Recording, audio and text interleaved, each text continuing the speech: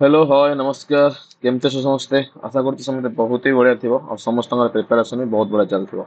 तो आज आम कौन करवा ना ये जो समासर चैप्टर रु पाखापाखि 100 रु अधिक क्वेश्चन आम डिस्कशन करवा। तो आज क्वेश्चन डिस्कशन कहीं मु प्रीमियर रे पकाउछि कहीं रेकॉर्डेड क्लास करूछि ता पछर बहुत सारा रीजन अछि कहीं ना मु लाइव रे सेशन नहीं पारु ना किछि भी कारण बहुत सारा काम रे व्यस्त रही जाउछि सेथिपई ए सेशन को मु रेकॉर्डिंग रे पके दउछि। तो तमे माने जेतेबेले भी याकु प्रीमियर रे देखिबो तो निश्चित भाव में बुझीपर समासर पाखापाखि 100 क्वेश्चन अच्छे जो न बुझीपर तुम कमेंट करदेव मुझे परवर्त समय एनालिसिस करदेवी आई समय ही मुझे क्लास देखुथी। तो जल्दी जल्दी आम क्लास को स्टार्ट करदे। तो सुंदर भाव में आज सेशन को स्टार्ट करवा समस्ते जल्दी जल्दी जॉइन हो क्लास रे। सुंदर सा क्लास गोटे नुआ स्टाइल रे आज क्लास समास को नहीं पाखापाखि 100 क्वेश्चन अच्छी जो भाव में मुझे कि समासर क्वेश्चन 100 आनी तो से भाव में ही क्वेश्चन बना जाइए। तो समस्ते जल्दी जल्दी क्लास रे जॉइन हो। तो आज क्लास को एंजॉय करिबा ओके। तो आज सेशन पाखक आसवा पूर्वर जमी मुझे सब कहे कि आमको गोटे जिनस को फॉलो करने पड़ो कि क्लास केमी आसूची कौन आसूची से मैटर करे ना क्लास प्रीमियर रे पढ़ू कि क्लास लाइव रे पढ़ू बस आमको कंटेंट आमको पाठ दरकार। तो सार जमी भी पाठ दौरान आम कलेक्ट करवा बस यही मोटिवेशन यही गोल नहीं चलिए मुझे तुमको अधिका कंटेंट दे पारि आ तुम मैंने अधिक प्रैक्टिस कर ओके। तो अगेन समस्त को नमस्कार जय जगन्नाथ। तुमर प्रियर चैनल तुमर चैनल ए नियति क्लासेस को मु मृत्युंजय स्वागत करुच्ची। तो आज क्लास रे आमे कौन करबा ना समास विषय रे डिस्कशन करबा।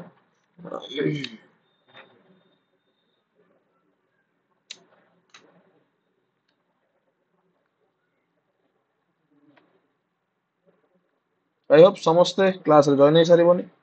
देखिबा आज क्लास आज फर्स्ट क्वेश्चन। तो आज फर्स्ट क्वेश्चन होची रूपर योग्य यही समस्यमान पदर समस्या पदटा को निर्णय कर। रूपर योग्य कौन कहला ना रूपर योग्य जितेबाला कहूँ रूपर योग्य ता माने गोटे लोकर जो सौंदर्य अच्छी ता सहित जी योग्य बा योग्यार्थे योग्यार्थे कहले कौन कहबो ना से भाया रंगर हो से भाया रूपर हो। आंसर कौन आसीबो ना आंसर आसीबो अनुरूप कौन आसीबो ना अनुरूप। तो स्पेलिंग टाक भी मन रखिबो किछि किछि जगह एमिति भी लिखि देथाय अनुरूप भी लिखि देथाय दीर्घ लिखि देथाय। तो ए स्पेलिंग टा केबे भी नुह एटा कौन हबो स्पेलिंग ना अनुरूप। तो एमिति जो लिखा है सेटा आंसर ठीक है आंसर कौन ऑप्शन नंबर ए ओके। परवर्ती क्वेश्चन विद्याधन कौन ना विद्याधन ये विद्याधन लिखा है उक्त समस्त पदटी कि प्रकार कर्मधारय समस्त समस्त कह विद्याधन माने कौन ना विद्या रूपक धन कौन कह ना विद्या रूपक धन कह कि नहीं रे विद्या रूपक धन कहीं धन और विद्या भितर कौन सामंजस्य ना। तो विद्या को धन सहित कौन कर तुलना कर विद्या रूपक धन तो आंसर कौन आसो ना विद्या रूपक धन रूपक रूपक कर्मधारय कौन कह ना रूपक कर्मधारय ओके। नेक्स्ट क्वेश्चन आसवा कहला चिर सुंदर ये जो चिर सुंदर लिखाई चिर सुंदर यही समस्त पदटी क्यों समासर नियम को कौन करुच्ची ना व्यतिक्रम करुच्ची चिर सुंदर क्यों प्रकार समास बोली तुमको कही। क्वेश्चन नंबर 3 चिर सुंदर कौ प्रकार समास बोली तुमको कही। चिर सुंदर कथा कहे चिर सुंदर हूँ तुम कौन चिर सुंदर कहले कहीं चिर हूँ कौन गोटे कर्म को धारण करके सुंदर को कौन कर डिफाइन करुच्ची। तो आंसर कौन हम ना कर्मधारय कौन हम कर्मधारय चिर सुंदर माने सुंदर विशेष सुंदर को जी विशेषित कला सुंदर तो एक्चुअली गोटे विशेषण तो विशेषण को भी जी विशेषित करुच्ची सब मन रखिथ गोटे पद को जी विशेषित कर कर्म को धारण कर चलो से हूँ कर्मधारय है तो कौन कर्मधारय। परवर्ती क्वेश्चन अर्थ को अतिक्रम न करे ताने गोटे अर्थ अच्छी अर्थ तो ये अर्थ को आम अतिक्रम करके आग को जीवा ना ताने यहीटा हूँ लिमिट या आम क्रॉस करके आग को जीवा ना। तो ये रहा तो ये रोचे ताने कौन सर यथार्थ कौन कहीपर ना यथार्थ मैं जी आवश्यक से कम करवा। तो आंसर कौन हम ऑप्शन अनर्थ समर्थ अव्यर्थ किसी भी नुह। परवर्ती क्वेश्चन कहला नरसिंह यह क्यों प्रकार समास अटे कौन कहला सर नरसिंह नरसिंहटा क्यों प्रकार समास समस्ते टिके आंसर देवाक ट्राए करबा भाई माने नरसिंहर कथा कही नरसिंह हेले क्यों प्रकार समास ये है तुम उपमान उपमान कर्मधारय कौन ना उपमान कर्मधारय कहीं ये उपमा दि जाइए सिंह को उपमा दिया नर रूपक सिंह बा नर को सिंह सहित तुलना करा तो उपमान तो उपमान ये आधिक्य अच्छी तो उपमान कर्म धारय ऑप्शन नंबर बी हम है ऑप्शन नंबर बी हम कौन हम तुम ना उप ना सॉरी सॉरी सॉरी उपमान तो किसी समास ना उपमान तो कौन समास ना उपमान तो कौन समास ना এটা कौन हम ना उपमित कौन हम ना उपमित उपमित कर्म धारय हम कौन हम ना उपमित कर्म धारय हम सर उपमान तो कौन ना ही कौन तुम समास ना तो ये कौन हम ना उपमित कर्म धारय हम कौन उपमित कर्म धारय ओके उपमित कर्म धारय हम done open option number C है उपमित कर्म धारय वेरी गुड समस्त जिनसा बुझे नेक्स्ट क्वेश्चन आसवा अक्षीर पछरे अक्षी माने अक्षी गोटे जिनिस ता पछरे रहिबो ता माने कोन परोक्ष समक्ष प्रत्यक्ष विपक्ष पछरे रहिला माने केबे तो आगु को क्रॉस करू नै तो अक्षीर पश्चात बा अक्षीर पछ कहिले कोन कहबो ना अक्षीर पश्चात बा अक्षीर कोन कहबो ना पछ कहिले तुमको कोन कहबो आंसर टिके समस्या को चेष्टा करिबा भाई माने प्रत्यक्ष हेले तो सामना हबो ना जो कौन परोक्ष कर पछरे कर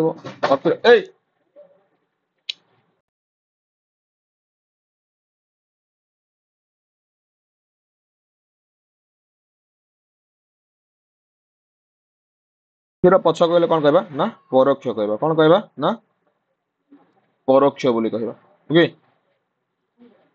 डन सॉरी परवर्ती क्वेश्चन आसे सतीर्थ सतीर्थ कहले कौन बुझे सतीर्थ या केउ प्रकार समास सतीर्थ सतीर्थ केउ प्रकार समास को कहबा ठीक है सतीर्थ कहले स लागि ना तो सहार्थे बहुब्री हबो कौन हबो ना सहित लागि सहित तो सहित लागिले कौन हबो ना सर सहार्थे सहार्थे बहुब्री हम सहार्थे बहुब्री तार सहार्थे बहुब्री अच्छी कि ना सर ये कौन अच्छी खाली बहुब्री अच्छी तो आंसर कौन हम ऑप्शन नंबर ए आंसर कौन अच्छी ऑप्शन नंबर ए हला वेरी गुड नेक्स्ट क्वेश्चन अच्छे भिक्षार अभाव भिक्षार अभाव कौन हम आंसर टिके समस्त कहबा भाई माने भिक्षार अभाव जेतबेले कहूछ भिक्षार अभाव ताने भिक्षा जो कहूछ भिक्षा बा खाद्य तार अभाव हला माने भिक्षा अभाव भिक्षुखा भाव दुर्भिक्षा ना दुर्भिक्ष देख तो शुद्ध रूप दुर्भिक्षाटा के शुद्ध रूप नुह भिक्षार अभाव माने आम पाखे खाइबा नाही तमने कौन है ना दुर्भिक्ष पड़ी कौन कह दुर्भिक्ष यहाँ हूँ तुम अव्ययभावी समास कौन ना अव्ययभावी समास बोली तुम कहीपर कहीं ना दु लगी परवर्ती क्वेश्चन आजीवन आजीवन माने माने जीवन सारा आजीवन माने आजीवन जीवन को तुम डाकुन कौन कि जीवन मो पाखक आसे कथा कहन आजीवन माने जीवन पर्यंत बा जीवन सारा जीवन जोटा कहूच तो सारा जीवन कहला माने जीवन जते पर्यंत अच्छी से पर्यंत आजीवन माने जीवन पर्यंत जते जीवन अच्छी आजीवन जीवन पर्यंत जीवन व्यापी नहीं भाई माने जीवन पर्यंत हम ऑप्शन नंबर जीवन व्यापी हेले कौन सेमती किसी स्थायित्व ना जीवन पर्यंत जते जीवन अच्छी से समय को आम कह कौन आजीवन ओके परवर्ती क्वेश्चन रूपक सॉरी रूपर योग्य रूपर योग्य हेले कौन कहब रूपर योग्य एटा करथिले बोले फर्स्ट क्वेश्चन थिला रूपर योग्य कहले कौन बुझ को मते सेम क्वेश्चन आउ थरे रिपीट हो जाइछि रूपर योग्य कहले तुम कौन कहब ना अनुरूप कहब ओके रूपर योग्य कहले अनुरूप बोली कहब अनुगमन कौन कहि ना सर अनुगमन अनुगमन माने जड़े गमन करुचे आम कौन करवा ना पछर फॉलो करवा अनुगमन करवा माने से जो कामटा करुचे आम अनुसरण करवा अनुगमन करवा तो अनुगमन कहले अनुटा तुम कौन ना सर अनु हूँ आमर गोटे कौन रे कौन कहीपर अनु सर अनु हूँ आमर गोटे उपसर्ग उपसर्ग अनु गोटे उपसर्ग कि नहीं यदि अनु गोटे उपसर्ग है ताहले मन रखि तो कौन हम जिते पूर्व प्रत्यय एक उपसर्ग लगी थाए तो से उपसर्गटा सर्वदा तुम कौन हुए अव्ययभावी समास होता है अव्ययभावी क्या उपसर्गर अन्य नाम हूँ अव्यय नेक्स्ट आस पूर्व प्रत्यय अव्ययभावी समास अव्ययभावी समास हम है परवर्ती क्वेश्चन आस यथाशक्ति माने जी आवश्यक शक्ति यथाशक्ति कहले कौन कह समस्त कह यथाशक्ति यथा अटे शक्ति ना शक्ति अनुजाई ना शक्ति को अतिक्रम न करे ना जेमिति शक्ति जो था शक्ति यथा माने जेतिकी शक्ति ता पाखे जेतिकी शक्ति से कथा तो तार शक्ति अनुजाई से काम करिवो तोर मोर जेतिकी शक्ति अछि मोर सामर्थ्य होछि कोन करि परिबि ना गोटे कलम रे किसी लिखि परिबे एटा जो शक्ति तो मते तमे कहइबो कि खंडा करके युद्ध कर मु करि परिबे तम शक्ति सेटा नो एटा कोन शक्ति अनुଯାयी आंसर कोन हबो ऑप्शन नंबर बी जहा कोच हमें यथा शक्ति हला कोन कहउचे ना यथा शक्ति हला शक्तिर अनुଯାयी आमे कहबा शक्तिर हां शक्ति पर्यंत कहि परिबा हला ओके ओके किए कहउचे शक्ति अनुଯାयी शक्ति अनुଯାयी किए कहउचे अरे शक्तिर पर्यंत कोन ना शक्तिर पर्यंत ता माने कोन ता माने कोन अच्छा शक्तिर पर्यंत माने शक्ति को अतिक्रम न करी जेतिकी आवश्यक सेतिकी माने मो औकात हिसाब रे काम करबी कोन ना औकात हिसाब रे काम करबी ता माने ताकू कहबी कोन यथा शक्ति ओके परवर्ती कथा अतिशय घंच हेले आमे एटा कोन कहि परिबा अतिशय घंच माने पूरा घंच अव्ययभावी समास अतिशय घंच निघंच कोन कहि परिबा अतिशय घंच निघंच जोटा पूरा घंच ताकू ही कहबा अतिशय घंच आंसर कोन आसीबो ना निघंच आसीबो हला तापर कहूची अति घंच नाही कि अतिशय घंच नाही कि घंच नाही आंसर ऑप्शन नंबर डी हबो परवर्ती क्वेश्चन समान उदररु जन्म जहार समान उदर माने पेट समान उदररु जन्म जहार ताको कोन कहबा समान उदररु जन्म जहार ताको सोदर सादर समदर समादर कोन कहबारे समान उदररु जन्म जहार ताको सोदर बोली कहबा मते आगुर भी तुमको कहिची क्लास रे कोट ना कोट देखिथिबो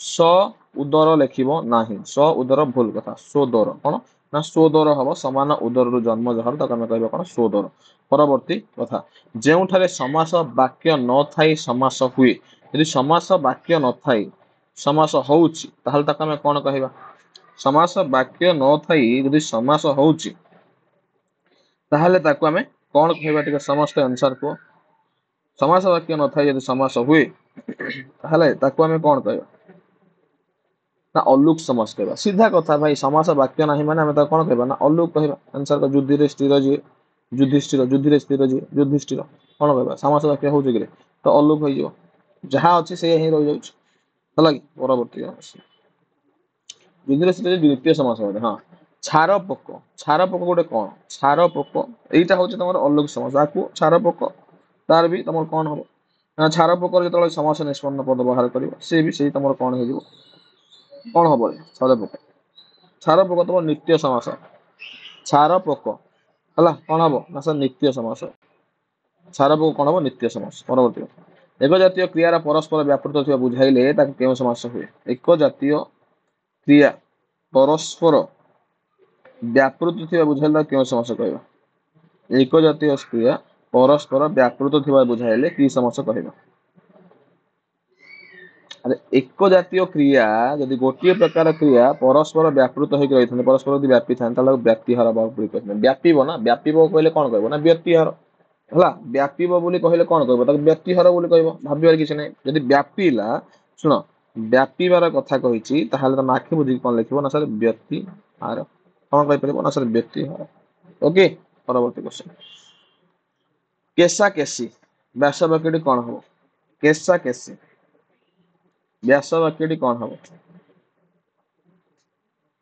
केसा केसी माने केस माने कोन चुट्टी तो चुट्टी की धरी की जे झिका झिकी करी लागु जने युद्ध ताकू ही कहबा केस को धरी जे युद्ध होई थाए ताहाको केसा केसी बोली कहता केस को धरी झिका झिकी हे कि टणा उपुड़ा हेई जो युद्ध लागि थांती ताहाको हमें केसा केसी बोली कहिबो परवर्ती क्वेश्चन नाही अलस जहार कोन कहला ना सर नाही अलस जहार यदि असी अलसुआ नुह यदि तार अलस नाही ताहले ताको कोन कहिबारे यदि अलस थांता ताको हम आलस्य कहि थांते ताको अलस नाही अलस आलसी अलसुआ ए सब अलस थिले हुए ना निरलस रे कोन कहबा हमें सर नाही आलस्य जहार ताहाको हम कोन कहबा ना निरलस बोली कहबा परवर्ती कथा धरा धरी समासर नाम लेख धरा धरी तो देखो एठी गोटे जिंस कोन सेठी थिला व्याप्त अर्थ रे एठी धरा धरी माने सांग सहार्थ हला धरा धरी माने कोन धरा धरी भी हबो तमर कोन ना व्यापी जीव धरा धरी कि व्यापी होउछ धरा धरी कोन होउछ ना व्यापी जाउछ सांग नु हला व्यक्तिहार बहुब्री कोन कहि परबो तम व्यक्तिहार बहुब्री बोले कहि परबो ओके परवर्ती क्वेश्चन अष्टचक्र श्री अष्टवक्र कहले कोन बुझो अष्टवक्र कहले तमे कोन बुझो अष्टवक्र कहले कोन बुझो ना वक्र कोन बेक तो अष्टवक्र जहार मान जहार बेक कोन अष्ट परिया आठटा वक्र होइता आठटा भांग होइता हला ବକ୍ର ମାନେ କଣ ବାଙ୍କ ହେଲା, ଅଷ୍ଟ ବକ୍ର ଯାହାର, ବକ୍ର ଅର୍ଥ କଣ ବାଙ୍କ ହେଲା, ଯାହାର ବେକ 8ଟା ବକ୍ର ବିଶିଷ୍ଟ ତାକୁ ଅଷ୍ଟ ବକ୍ର କୁହାଯାଏ। ଆନ୍ସର ହଉଛି ଏ। ଦୋ ମୁଣ୍ଡିଆ, ଦୋ ମୁଣ୍ଡିଆ କଣ କହିବା, ଦୋ ମୁଣ୍ଡିଆକୁ କଣ କହିବା ଆନ୍ସର ବହୁବ୍ରୀ କର୍ମଧାରୟ। ଯେମିତି କହିଲେ ଅଷ୍ଟବକ୍ର ଯାହାର, ତାକୁ ଅଷ୍ଟବକ୍ର ବୋଲି କହୁଛ, ତମେ ସେ ଅଷ୍ଟବକ୍ର କାହାର, ଗୋଟେ ଠାକୁର ନା ଅଷ୍ଟବକ୍ର ଅଛି, ତାକୁ କହୁଛେ ଆମେ ବହୁବ୍ରୀ ସମାସ। ସେଇଭଳି ଦୋ ମୁଣ୍ଡିଆ, ଦୋ ମୁଣ୍ଡିଆ ବି ସେମିତି ଦିଟା ମୁଣ୍ଡ ଯାହା ତାକୁ ଦି ମୁଣ୍ଡିଆ କହିବା, ଦିଟା ମୁଣ୍ଡ ଯାହାର ମାନେ ଗୋଟେ ଲୋକ ତା ଗୋଟେ ବହୁବ୍ରୀ ଆସିବ, କଣ ଆସିବ ବହୁବ୍ରୀ। ଦିଟା ମୁଣ୍ଡ ଯାହାର, 10ଟା ମୁଣ୍ଡ ଯାହାର, 3ଟା ମୁଣ୍ଡ ଯାହାର ବ୍ରହ୍ମା, 4ଟା ମୁଣ୍ଡ ଯାହାର ବ୍ରହ୍ମା, ଏସବୁ ଜିନିଷ ଆସିଲେ ତମେ ବହୁବ୍ରୀ ବୋଲି କହିପାରିବ ହେଲା। 10 ମୁଣ୍ଡ ରାବଣ ହେଲା।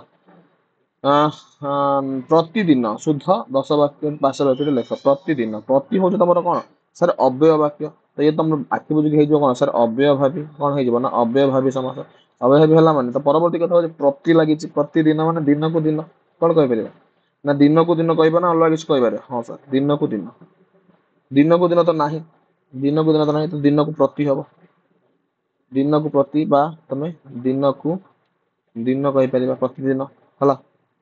ନେକ୍ସଟ କ୍ୱେଶ୍ଚନ ଅଛି, କହିଲା ତୁଷାର ପରି ଧବଳ, ତୁଷାର ଧବଳ, ତୁଷାର ଧବଳର କଣ କହିପାରିବ, ତୁଷାର ଧବଳ ଦେଇଛି ତା ମାନେ କଣ ସାର୍ ତୁଷାର ପରି ଧବଳ, ଯିଏ ତାକୁ କହିବା ତୁଷାର ରଙ୍ଗ ପରି, ଯିଏ ଧବଳ ରଙ୍ଗ ପରି ଯାହାର ରଙ୍ଗ,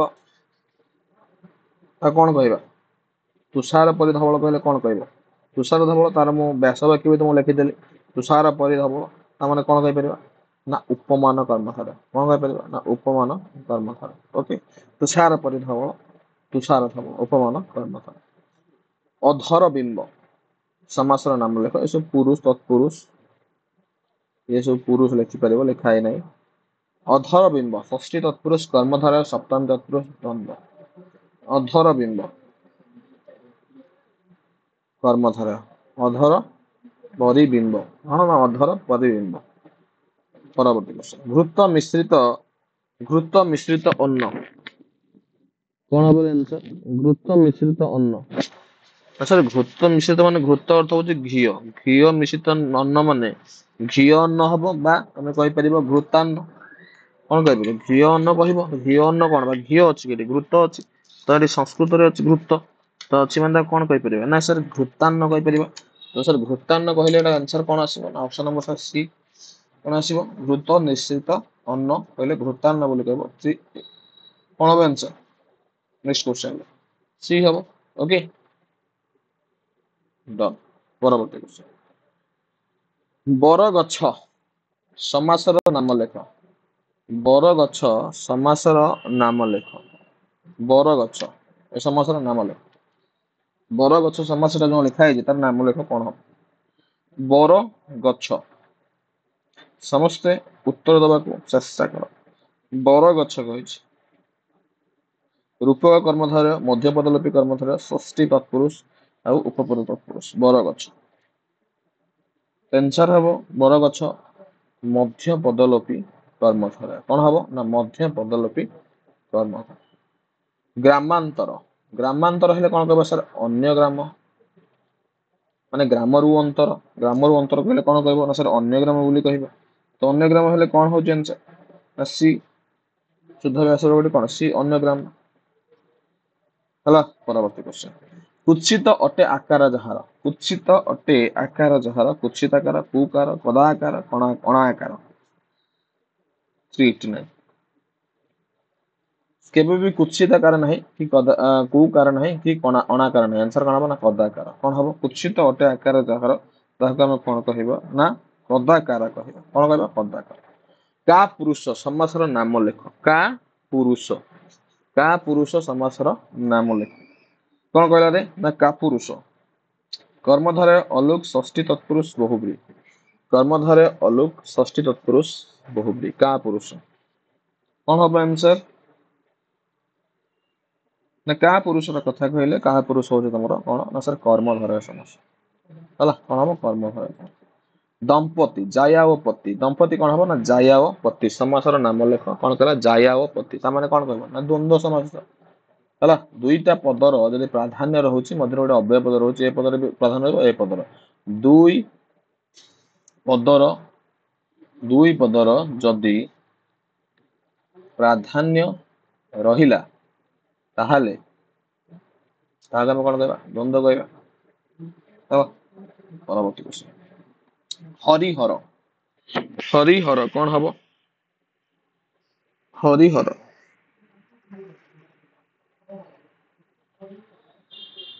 ହରିହର ଭାଇ ମାନେ କଣ ହବ? ଟିକେ ସମସ୍ତେ ଆନ୍ସର ଦିଅ।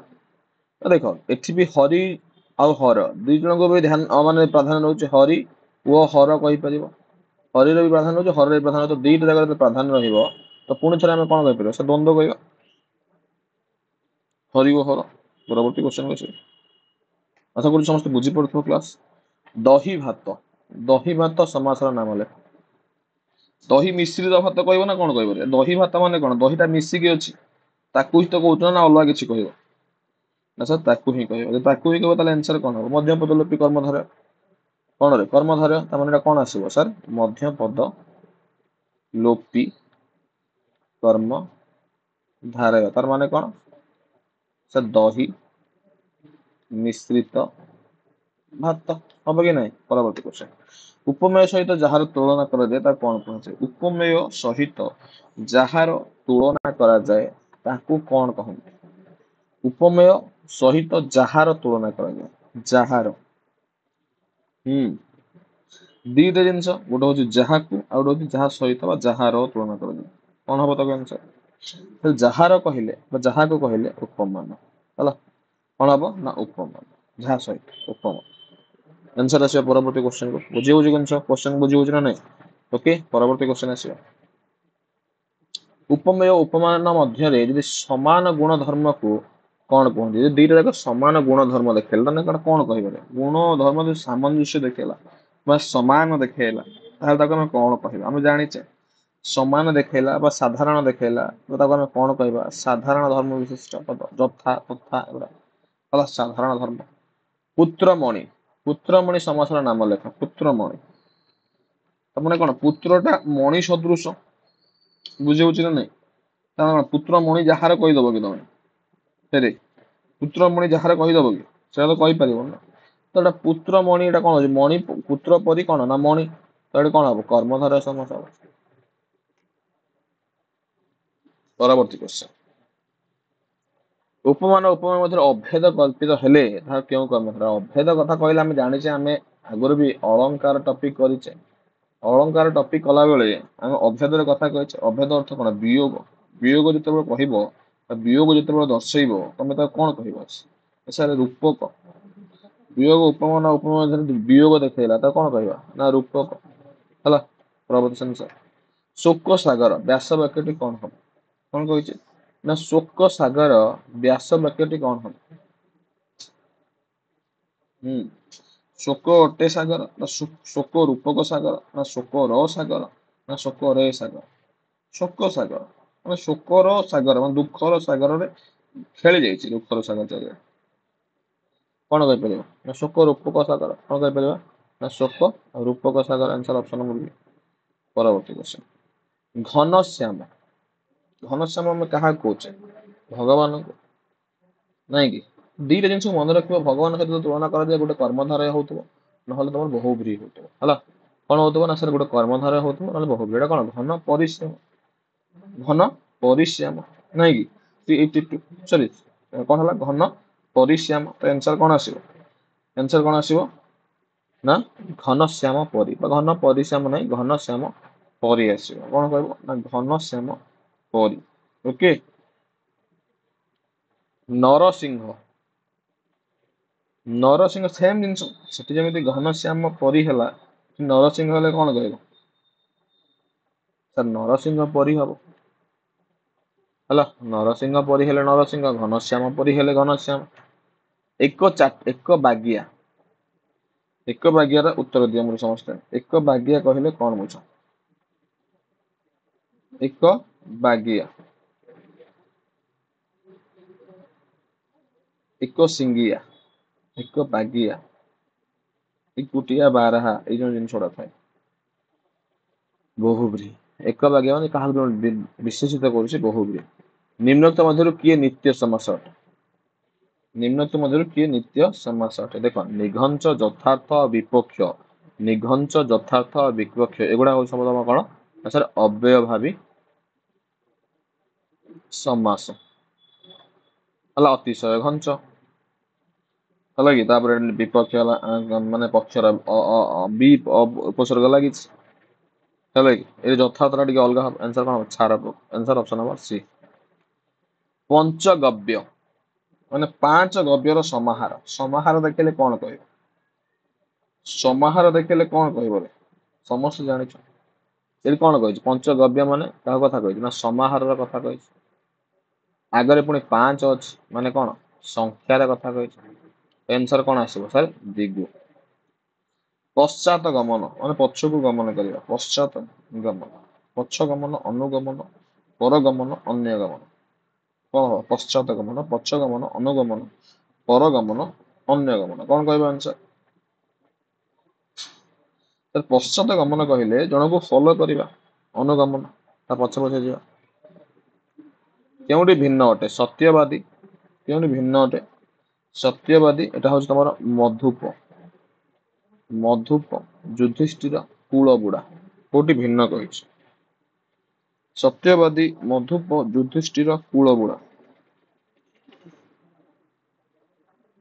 କୋଉଠି ଭିନ୍ନ ବୋଲି ପଚାରିଛି ଦେଖ ସତ୍ୟବାଦୀ କୁହ କିମ୍ବା ମଧୁପ କୁହ କିମ୍ବା କୂଳ ବୁଢା କୁହ ଏଇ ଯୋଉ ଯୁଧିଷ୍ଠିର କହିଛି ଯୁଧିଷ୍ଠିର କଣ ନା ଯୁଦ୍ଧରେ ସ୍ଥିର ଯିଏ ଯୁଧିଷ୍ଠିର ଯୁଦ୍ଧିରେ ହଁ ଯୁଦ୍ଧିରେ ସ୍ଥିର ଯିଏ ତାକୁ ଯୁଧିଷ୍ଠିର ବୋଲି କହିବା କଣ କହିବା ନା ସାର୍ ଅଲୋକ ସମାସ ବୋଲି କହିବା ହଁ କଣ କହିବା ନା ଅଲୋକ କହିବା ଆନ୍ସର ଏଇଟା ହିଁ ଅଲଗା ପରବର୍ତ୍ତୀ କାହାକୁ ଅନ୍ୟ ପଦ ପ୍ରଧାନ ସମାସ କୁହାଯାଏ କାହାକୁ ଅନ୍ୟ ପଦ ମାନେ ଅନ୍ୟ ପଦକୁ ବା ପର ପଦକୁ କିଏ ପ୍ରାଧାନ୍ୟ ଦେଇଥାଏ ଅନ୍ୟ ପଦ ବା ପର ପଦକୁ ଯିଏ ପ୍ରାଧାନ୍ୟ ଦିଏ ତାକୁ କଣ କହିବା ଅନ୍ୟ ପଦ ବା ପର ପଦକୁ ଯିଏ ପ୍ରାଧାନ୍ୟ ଦିଏ ତାକୁ କଣ କହିବା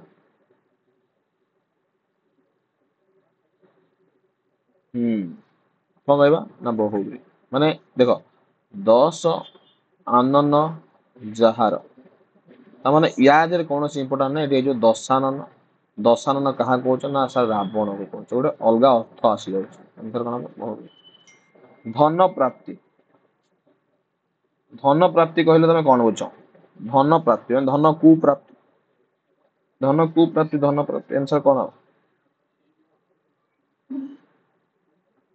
କଣ ହବ ଆରେ ଭାଇ ତମକୁ କହିଛି ନା କୁ ମାନଙ୍କୁ ରେ ଠାରେ ମାନଙ୍କ ଠାରେ ରୁ ଦ୍ଵାରା ମାନଙ୍କ ଦ୍ଵାରା ଏସବୁ ଥିଲେ ସବୁ କଣ ଆସିବ ବିଭକ୍ତି ଆସିବ ଦ୍ୱିତୀୟ କେବେ ତ କର୍ମ ଧରା ହେବ ଦ୍ୱିତୀୟ ଆସିବ ଏଠି କୁ ମାନଙ୍କୁ ଧନ କୁ ପ୍ରାପ୍ତି ଦ୍ୱିତୀୟ ତତ୍ପୁରୁଷ ଶୋକାକୁଳ ମାନେ କଣ ଶୋକରେ ଆକୁଳ ନା ଶୋକରେ ବ୍ୟାକୁଳ ଯାହା ବି ହଉ ନା ଶୋକ ନିମିତ୍ତ ଆକୁଳ ଶୋକ ନିମିତ୍ତ କିଏ ଆକୁଳ ହୋଇକିରି ଦୁଃଖ ପାଇଁ କିଏ ଆକୁଳ ହୋଇକି ମୋ ଦୁଃଖ ପଡୁ ଶୋକ ବା ଦୁଃଖରେ ଯିଏ ଆକୁଳ ତାକୁ କହିବା ଶୋକ ଆକୁଳ ଶୋକରେ ଆକୁଳ ପୁତ୍ର ନିମିତ୍ତ ଶୋକ ପୁତ୍ର ନିମିତ୍ତ ଶୋକ ପୁତ୍ର ଶୋକ ପୁତ୍ରା ଶୋକ ପୁତ୍ରୀ ଶୋକ ପୁତ୍ର ପୁତ୍ରୀ ଶୋକ କଣ ହବ ପୁତ୍ର ନିମିତ୍ତ ଶୋକ ପୁତ୍ର ନିମିତ୍ତ ଶୋକ ନିମିତ୍ତ ଅର୍ଥରେ କହୁଛି ପୁତ୍ର ଶୋକ ପୁତ୍ରକୁ କଣ ଆମେ ସବୁ ଶୋକ ଦେଇପାରିବା ଗୋଟେ ନିମିତ୍ତ କିଛି କ୍ଷଣ ପାଇଁ ଗୋଟେ ଶୋକ ଦେଇପାରିବା ଦୁଃଖ ଦେଇପାରିବା ଖୁସି ଦେଇପାରିବା ରୋଗ ମୁକ୍ତ କଣ କହିବ ବ୍ୟାସ ବାକ୍ୟଟି ରୋଗରୁ ମୁକ୍ତ ନା ରୋଗ ଦ୍ଵାରା ମୁକ୍ତ ଭାଇ ରୋଗ ଦ୍ଵାରା କେମିତି ମୁକ୍ତ ହବ ଗୋଟେ ରୋଗ ଅଛି ରୋଗ ପଞ୍ଚମୀ ବିଭକ୍ତି ହବ ନା ରୋଗରୁ ତ ମୁକ୍ତ ହେଇକି ଭଲ ହେଇଯିବ କଣ ହେଇଯିବ ପଞ୍ଚମୀ ବିଭକ୍ତି ପଞ୍ଚମୀ ତତ୍ପୁରୁଷ କହିପାରିବ କଣ ହବ ଆନ୍ସର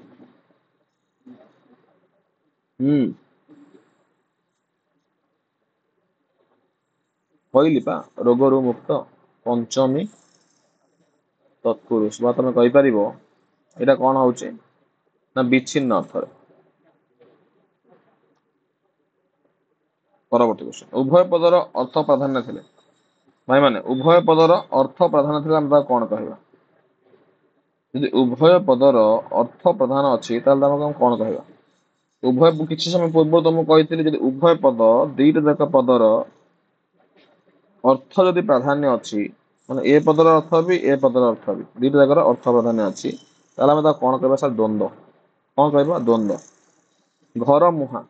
ଘର ମୁହାଁ ପୋଡା ମୁହାଁ ନା ଘର ମୁହାଁ ତାହେଲେ ଘର ଆଡକୁ ଯିଏ ମୁହଁ କରିବ ଘର କୁ ମୁହାଁ ନା ଘର ପାଇଁ ମୁହାଁ ନା ଘର ର ମୁହାଁ ନା ଘର ଆଡେ ମୁହାଁ घर आड़े मुहां कौन घण लेखा है घर आड़े मुहां कौन हम घर मुहां कहले कौन कहब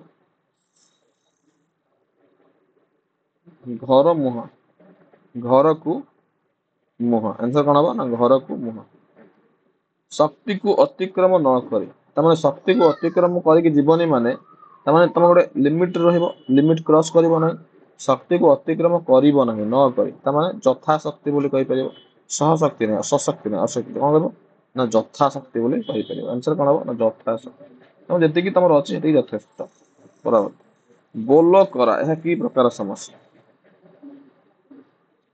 बोल करा यह की प्रकार समस्या दुई तत्पुरुष नय तत्पुरुष चतुर्थ तत्पुरुष ना उप तत्पुरुष कौन कही ना बोल करा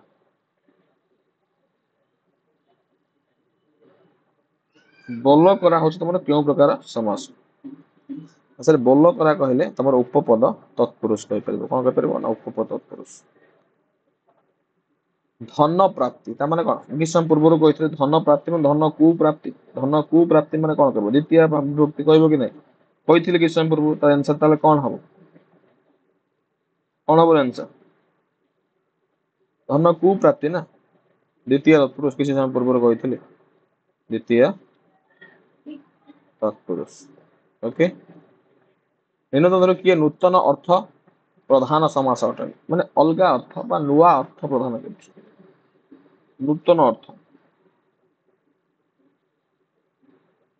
नूतन अर्थ किए प्रदान कर मत कहल नुआ अर्थ बा नूतन अर्थ जे माने अलग अर्थ प्रकाश करिवो ना जेମିତି कहिथिले दशानन 10टी आनन जहा दशानन रावण बहुत सुना मुदी माने सुना निर्मित मुदी सुना तैयारी मुदी सुना और मुदी कहबो कि तरे सुना मुदी माने सुना रे तैयारी मुदी को हम सुना मुदी कहबा ना हला तो कोन हो आंसर अच्छा सुना तैयारी मुदी बा हम कहि परिबा सुना निर्मित मुदी बोली कहि परिबा सुना राम निजर शक्ति को अतिक्रम न करी भिखारी को दान कला रेखांकित पद स्थान उपयुक्त समास पद व्यवहार कले कौन हम राम निजर शक्ति को अतिक्रम न करी शक्ति को अतिक्रम करूनी माने कौन कर यथा शक्ति मान शक्ति को अतिक्रम करू नाही न कर यथा शक्ति पोको शुंघा किसी समय पूर्व कही पोको शुंघा कौन तुम पोको शुंघा एक क्यों प्रकार समस्या कही तुमको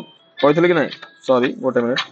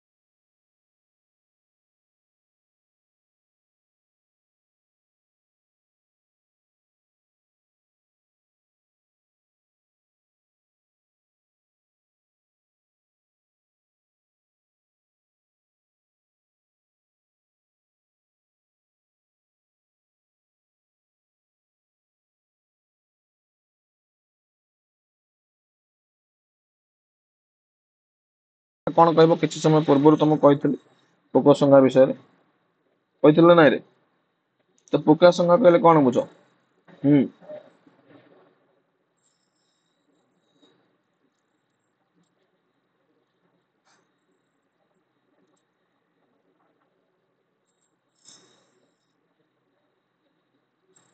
नित्य समास कौन कही नित्य समास ओके परवर्ती कर्मधारय कौन कहला ना कर्मधारय समास रे क्यों पदर प्राधान्य थाए कर्मधारय समासर क्यों पदरे प्राधान्य थाए परपद ना पूर्व पद परपद को आम उत्तर पद बोली कहू परपद को आम उत्तर पद बोली कहू देख तत्पुरुष समास रे पूर्व पदर प्राधान्य थाए कौन ना तत्पुरुष समास रे पूर्व पदर प्रधान थाए है किंतु परपद बा उत्तर पदर प्रधान केतବେଳେ थाए ना तुम कर्मधारय समास है नेक्स्ट क्वेश्चन दुईटी वस्तु को तुलना करागले ताको कौन कहते दुईटी वस्तु को तुलना करागले ताको कौन कहते जब हम दुईटा वस्तु को तुलना करिବୁ तुलना कले कौन हम तुलना बा सामंजस्य कले कौन उपमा जहाँ सहित उपमा दिया जाए किछ समय पूर्व कहते जहाँ सहित जहाँ को दुईटा जिनस मन रखा जहाँ सहित कहले कौन कहब अच्छा जहाँ सहित कहले आम उपमान बोली कहबा जहाँ को उपमा दिया जाए कहले कौन कहब ना उपमेय है जहाँ सहित कौन कहबा ना उपमान कहबा जी हूँ तुम कौन ना प्रकृत वस्तु सब उपमान होता है उपमेयटा हूँ अप्रकृत वस्तु तो परवर्ती क्वेश्चन जहाँ को उपमा दि जाए भेरी गुड उपमेय यहाँ हूँ तुम अप्रकृत वस्तु बारंबार कही तुमको आ कह दरकार ना उपमेय और उपमान उपमेय और उपमान मध्य समान गुण धर्म को कौन कहते समान गुण धर्म किसी समय पूर्व कही पुणी थे रिपीट हो क्वेश्चन समान गुण बा धर्म कहले आम साधारण धर्म बोली कहबा समान गुण बा धर्म कहले आम साधारण गुण धर्म कहबा उपमान सहित साधारण धर्मवाचक शब्दर समास हेले बा कौन कहबा उपमान सहित साधारण धर्मवाचक शब्दर समास हेले ताको कौन कहते उपमान सहित साधारण धर्मवाचक शब्दर समास हेले ताको कौन कहते ताको उपमान कर्मधारय बोली कहबा कौन कहता उपमान कर्मधारय उपमेयर पूर्वपद उपमान उपमान पद मध्य उपमेयर पूर्वपद आ उपमान पद मध्य समास हेले ताको कौन कहता कौन हम आंसर उपमेय पूर्वपद उपमान पद मध्य समास हेले ताको कौन कहता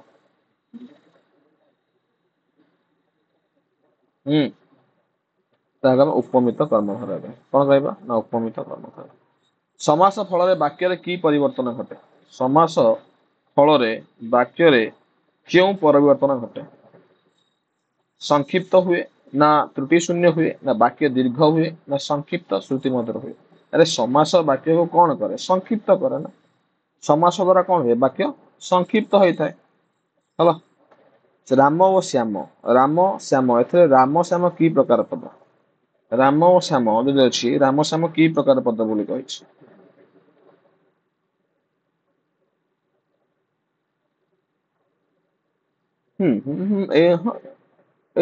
गोटे गोटे मिनट ये गोटे बढ़िया कथा मन पड़ा यहाँ केवल वाक्य संक्षिप्त हुए वाक्य संक्षिप्त होगा संगे संगे तुमको वाक्य श्रुति मधुर होता है संक्षिप्त होगा सहित श्रुति मधुर होता है कौन होता है ना श्रुति मधुर होता है ओके परवर्ती जिन देखी नी राम और श्याम राम श्याम कि प्रकार समास राम और श्याम राम श्याम क्यों प्रकार समास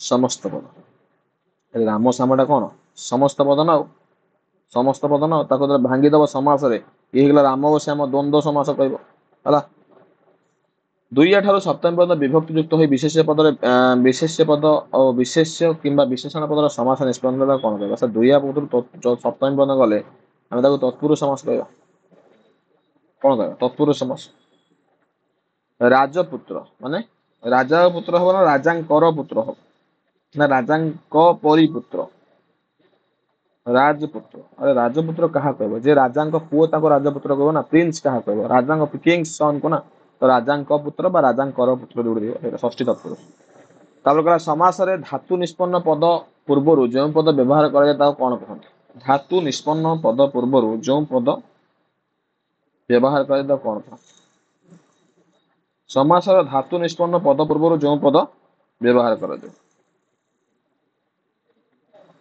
सहपद उपपद पूर्वपद परपद यहाँ हूँ उपपद धातु निष्पन्न पद पूर्व जो व्यवहार उपपद हंसडिंब कहले कौन बुझ हंसडिंब हंसर डिंब हंस हंसार डिंब हंसीर डिंब ना हंस पाइथिबा डिंब कौन हंस कौन अंडाळिया जाऊँ माछ चिंगुड़ी अंडाळिया जाऊँ ना कौन रे हंस चिंगुड़ी अंडा हंस किए ना स्त्रीलिंग हंस दिए तो हंसिली दिए अंडा तो कौन हम ना हंसीर डिंब निम्न अलुक समास कौटा अंतेवासी अंतेवासी जो तुम अलुक समास कौन सर अंतेवासी कौन कह ना अंतेवासी अंतेवास करे जे ताको अंतेवासी बोली कहबा तो किसी कौन परिवर्तन होने अलुक समास केवे कौन जिनस परिवर्तन होने जहाँ अच्छे से कौन हम अंत्यवासी सज्जन सज्जन कौन कह सज्जन आंसर कौन हम कर्मधारय तत्पुरुष अलुक द्वंद्व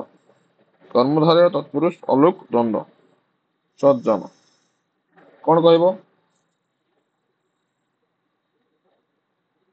कर्मधारय समास सहाक सहित जन कहला से सहित होता कौन कर्मधारय हांडी रंधा कौन कह हांडी रे रंधा ना हांडी कौन हांडी खाऊची रे ना हांडी द्वारा रंधा हांडी द्वारा भरा ना हांडी रे हांडी साहाଯ୍ୟ हांडी साहाଯ୍ୟ मुख चंद्र परी चंद्र ना मुख परी चंद्र कौन हम आंसर मुख चंद्र परी चंद्र हम ना मुख परी चंद्र हम आंसर दिए समस्त आंसर हम मुख चंद्र परी चंद्र जार ताको मुख चंद्र बोली कहा जाए चंद्रमुख चंद्रमुख अलग मुख चंद्र अलग यहाँ मन रखी मुख चंद्र परी चंद्र जार कहला मुख चंद्र कि चंद्रमुख तार तार जो समास निष्पन्न पद कौन हम ना चंद्र परी मुख जार है चंद्र परी मुख जार चंद्रमुख यहाँ मध्यपद लोपी कर्मधारय समास निष्पन्न कर कहली ना किसी समय पूर्व मध्यपद लोपी कले कौन कह जार कही तुम जार कहला बहुब्री होगा एठी तुम कहली मध्यपद लोपी तो ये सदृश चंद्र सदृश मुख दी प्रकार हो पार चंद्र मुखटी दुई प्रकार हो पार कर्मधारय भी हो पार आउ बहुब्री भी हो पार बहुब्री भी हो पार निर्भर करे तुम ऑप्शन उपर है बहुत सारा ओडिया ग्रामर एमती क्वेश्चन अच्छे मिक्स आंसर आसपार स्थित प्रज्ञ स्थित रे प्रज्ञ ना कौन ना स्थित प्रज्ञ जार ना स्थित प्रज्ञा जार ना स्थित प्रज्ञा जी ना स्थित जार प्रज्ञ कौन हम आंसर आंसर हम स्थित प्रज्ञा जार स्थित प्रज्ञा जार स्थित प्रज्ञा जार स्थित प्रज्ञा बोले किए दिगु समास दिगु समाहार बा प्रथमे कौन थी ना संख्या संख्या को बुझाऊ बुझीपार कि ना तो ये आंसर बड़ तुमको गोटे विचित्र आंसर आसो तो कह मुझे डिफाइन करदेवी तुमको जमी सहज हम परीक्षा के तुम असुविधार सम्मुखीन हम ना सेमती तुमको कहीदेवी तुम फर्स्ट आंसर दबा चेष्टा कर कौन हम आंसर ना जो मैंने भी कहूच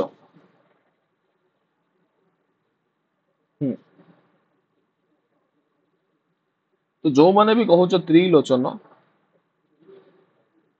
सेटा ठीक आंसर तीनो लोचन है तीनो लोचन त्रिलोचन आम दिग दिग भाव कह तीन लोचन समाहार ना कौन तीन लोचन त्रिलोचन हेले कौन हम त्रिलोचन जार तीनो लोचन जार शिव त्रिलोचन तो बहुब्री भी हो पार देख एटा आंसर कौन हम त्रिलोचन नुहे त्रिलोचन हेले तुम बहुब्री कहीपर त्रिफला हम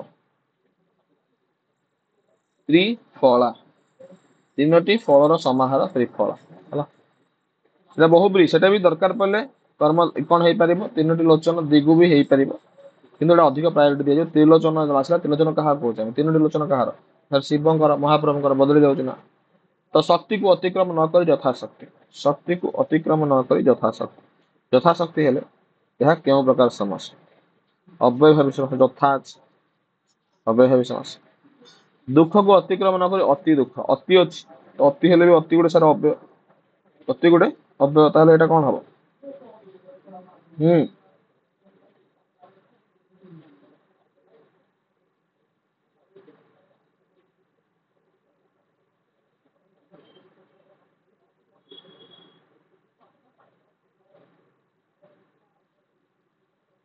बोले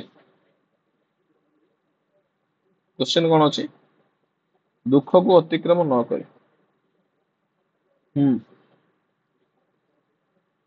अति दुख ना कौन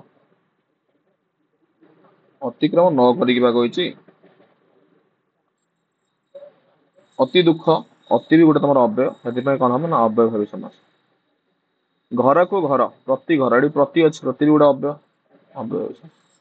अन्य देश देशांतर चलो बदली गला ये अन्य देश देशांतर टा कौन ना सर अन्य देश अन्य ग्राम एगुड़ा जिते थी आम आखि बुझिकी कर्मधार लिखिपर अन्य देश अन्य ग्राम मान ग्राम रु अंतर देश रु अंतर अन्य ग्राम अन्य देश देश कर्मधारा नातिशीतोष्ण समस्त पदरे व्यास वाक्य कौन हो नातिशीतोष्ण समस्त पदरे व्यास वाक्य कौन हो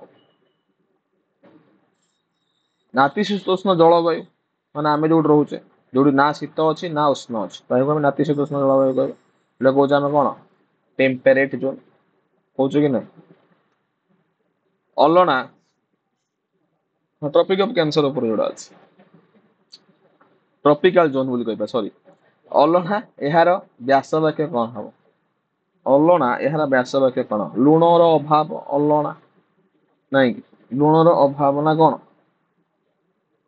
अलना लुणर अभाव हेले ताको अलना बोली कहबा अलना यह समस्त पदटी क्यों समास लुणर अभाव कहीदेल कौन समास कह लुणर अभाव ठीक अच्छे बट एटा क्यों समास कर्मधारे अव्ययभावी न जो द्वंद्व ना सर नॉन तत्पुरुष हाँ ना नॉन तत्पुरुष युधिष्ठिर एटा किछ समय पूर्व तुम कही युद्ध स्थिर जी ताको हम युधिष्ठिर बोली कहू कौन समास ना सर अलुक समास बोली कही ध्यान अच्छी ना नाई अच्छी जे जो अच्छी लिखिदब मारिदब सीधा युद्ध स्थिर जी युधिष्ठिर बोली कहे शताब्दी युद्धि स्थिर युद्धि को स्थिर कर शताब्दी यही समस्त पदटी क्यों समास शताब्दी शताब्दी यही समास पदटी क्यों समास दिगु द्वंद्व कर्मधारय तत्पुरुष शताब्दी दिगु समास शताब्दी हेले कौन समास कहते ना दिगु समास चलो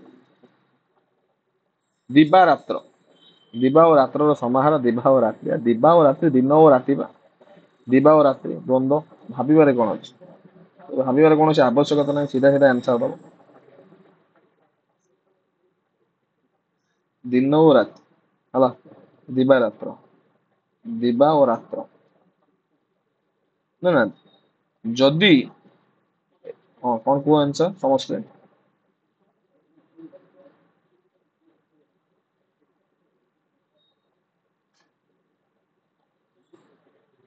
हाँ बढ़िया कथाटा दिन ओ राति होता दिन राति ताहले तमे कही था दिबा और रात्रि द्वंद्व समास किंतु कहछि दिबा रात्र तमे दिबा और रात्र समाहार होछि दिबा रात्रि आंसर हम ऑप्शन नंबर ए हला एटा ही मीनिंग रो चेंज हो जाइछि सब जिन बोल आंसर ऑप्शन नंबर ए हम मुख चंद्र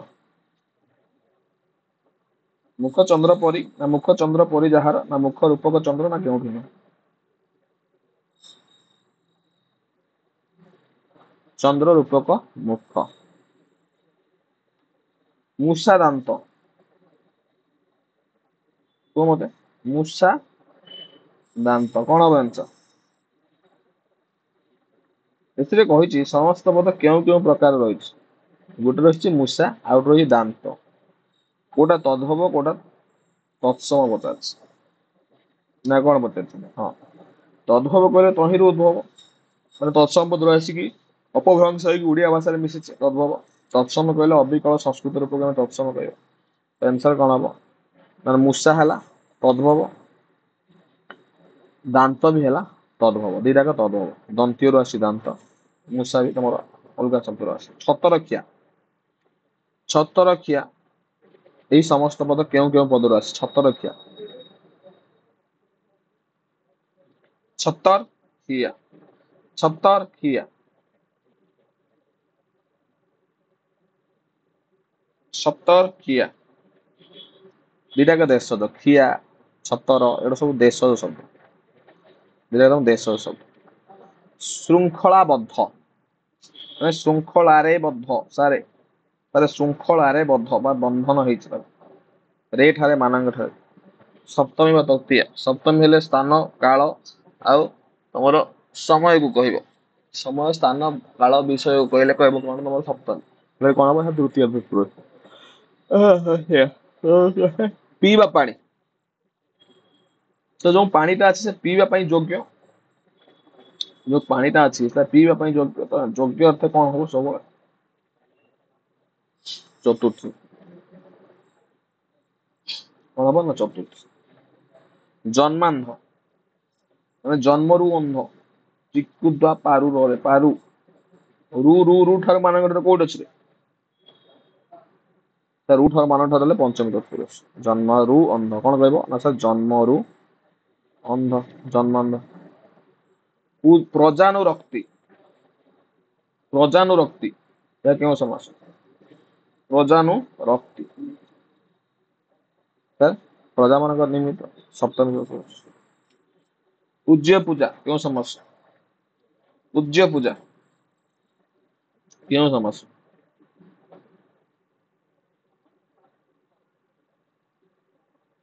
ଷଷ୍ଠୀ ତତ୍ପୁରୁଷ। ପୂଜ୍ୟ ପୂଜା ଷଷ୍ଠୀ ତତ୍ପୁରୁଷଟି ଭେରି ଗୁଡ୍। ମୃଗ ଶାବକ ମୃଗ ଶାବକ ମୃଗର ଶାବକ ବା ଛୁଆ ମୃଗ ଶାବକ ତାକେ କହୁଛୁ କଣ ଜାଣିଛ?